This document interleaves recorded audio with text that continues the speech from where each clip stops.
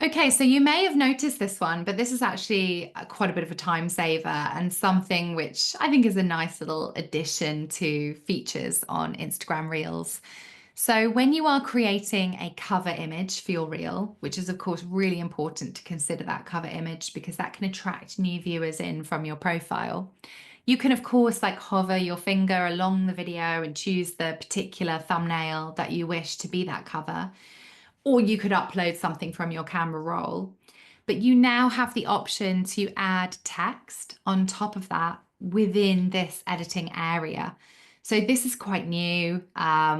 You might be thinking, gosh, really? Like it seems like a no-brainer that they would have had that from the beginning. But yeah, this has only come out in the last couple of months. So you can add some text straight away to that Reels cover.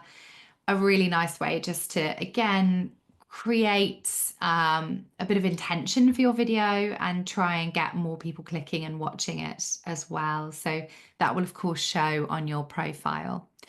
And at the moment, it's really just those kind of native fonts that you have the option to add there. So if you did want to use your own fonts, then you would have to create that separately in something like Canva and then make sure it's in your camera roll and import it at this point.